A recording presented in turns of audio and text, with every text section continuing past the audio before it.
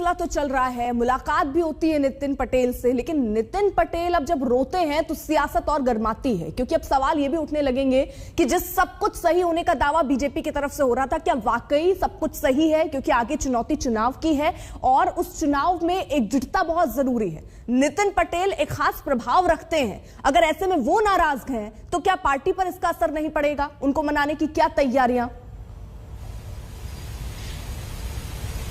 जी देखिए, पार्टी की तरफ से जरूर बात हो रही है, क्योंकि कैबिनेट एक्सपेंशन, हालांकि मुख्यमंत्री वो हमेशा बनना चाहते थे। आनंदीबेन पटेल के समय में भी हमने देखा था कि उनका नाम प्रपोज किया गया था और वो बेहद इच्छुक थे इस बात को कि उन्हें मुख्यमंत्री बनाया जाए। इस बार भी वही सिलसिला था, वो काफी इच्छा जताई थी उन्होंने कि वो मुख्यमंत्री बनना चाहते हैं, लेकिन उनकी इच्छा इस बार फिर दबा दी गई।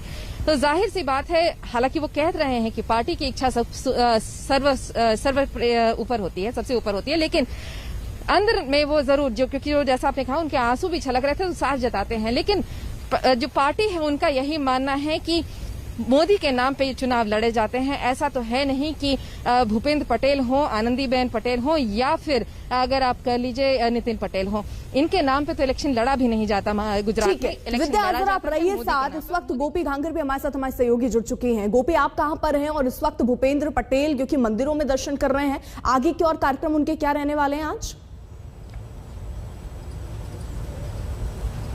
बिल्कुल, आपको बता दूं, भूपेंद्र पटेल इस वक्त आए हुए हैं स्वामी नारायण गुरुकुल में, यहाँ पे पहुंचे हुए हैं। आपको दिखाते हैं, स्वामी नारायण गुरुकुल के ये जो छात्र है वो यहाँ पे है और कुछ ही देर में भूपेंद्र पटेल जब यहाँ से स्वामी नारायण गुरुकुल से बाहर निकलेंगे, क्योंकि गुजरात की राजनीति में ये कहा जाता है कि जितने साधु संतों के आशीर्वाद रहेंगे उतने ज्यादा वोट मिलेंगे। तो भूपेंद्र पटेल यहाँ पे स्वामीनारायण संप्रदाय के जो संत है उनके आशीर्वाद लेने के लिए यहाँ पे पहुंचे हुए हैं। जो स्वामीनारायण गुरुकुल के छात्र है वो भी यहाँ पे पहुंचे हुए हैं, वो भी मंत्रोच्चार करेंगे जब भूपेंद्र पटेल यहाँ पे आएंगे। और सबसे पहले हम आपको दिखाते हैं, यहाँ पे आप देख सकते हैं जो गाय है, गाय की पूजा करेंगे भूपेंद्र पटेल। यानी ये जो सीधा एक संदेश है, हिंदुत्व का जो मैसेज है। इससे पहले नितिन पटेल ने भी ऐसे कई बयान दिए हैं जिसमें हिंदुत्व की बात की गई है और अफगानिस्तान की बात करते हुए भी हिंदुत्व की बात की गई है।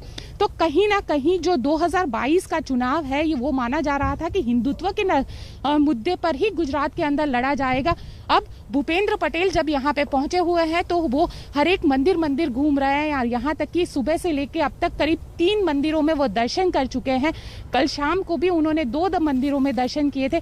तो कहीं ना कहीं ये एक संदेश जो है वो अब साफ हो गया है कि जो 22 का चुनाव होगा वो उसमें भले ही भूपेंद्र पटेल चेहरा ना हो, चेहरा प्रधानमंत्री नरेंद्र मोदी ही रहेंगे या गृह मंत्री अमित शाह ही रहेंगे, लेकिन मुद्दा जरूर हिंदुत्व का रहेगा। क्योंकि जिस तरीके से गुजरात की राजनीति में, लेकिन गोपी जरा एक बात बताइए, पाटीदार समुदाय को खुश करने की